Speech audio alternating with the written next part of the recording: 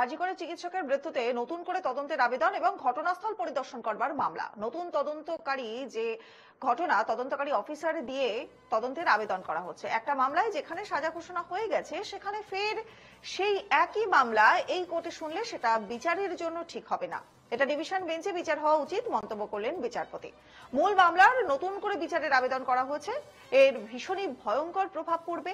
বৃহস্পতিবার পরিবারের সম্মতি নিয়ে এলে সেই অনুযায়ী সিঙ্গেল বেঞ্চে সিদ্ধান্ত নেওয়া হবে। একটু ডিটেলস জানবো, সঞ্জনা রয়েছেন আমাদের সঙ্গে। সঞ্জনা,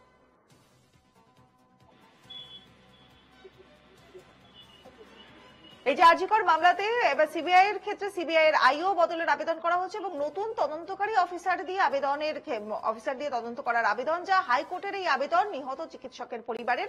সেখানে বলা হচ্ছে যে একটা মামলায় যেখানে সাজা ঘোষণা হয়ে গেছে, এবার সেই মামলাতে ফের একই মামলাতে এই কোর্টে শুনলে বিচারের জন্য সঠিক হবে না, ঠিক এমনটাই বিচারপতির মন্তব্য। সঞ্জনার কাছে চলে যাবো। সঞ্জনা, এই বিষয়ে কি কি জানা যাচ্ছে? দেখো, দেখা গিয়েছে যে আরজি করের যে তদন্ত সেটা যাতে পুনরায় আবার তদন্ত করা হয়, অর্থাৎ কেস যাতে নতুন করে খোলা হয় এবং ঘটনাস্থল যাতে পরিদর্শন করতে পারে মামলাকারীর তরফ থেকে বা মৃতার পরিবারের তরফ থেকে, তেমনটাই কিন্তু আবেদন ইতিমধ্যেই করা হয়েছে। এবং সেই পরিপ্রেক্ষিতে দেখা যাচ্ছে যে বিচারপতি বলেছেন যে ইতিমধ্যেই বিচার হয়ে গিয়েছে এই মামলার এবং তদন্তও শেষ হয়ে গিয়েছে। তিনি আসামি, তিনি ইতিমধ্যেই জেলে রয়েছেন, কিন্তু সেই জায়গা থেকে যেহেতু এটা ইতিমধ্যে বিচার্য বিষয়, সেটা সিঙ্গেল বেঞ্চকে নতুন করে রায় দেওয়া কিন্তু বা এই শোনাটা কিন্তু উচিত হবে না। সেক্ষেত্রে পরিবার কি চাইছে সেটা পূর্ণাঙ্গ জেনে ডিভিশন বেঞ্চে বিচার হওয়াটাই কিন্তু উচিত।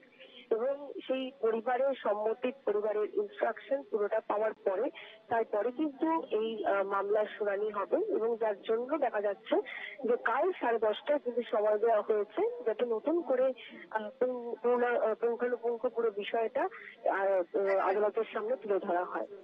একদমই একদমই, অনেক অনেক ধন্যবাদ সঞ্জনা তোমার।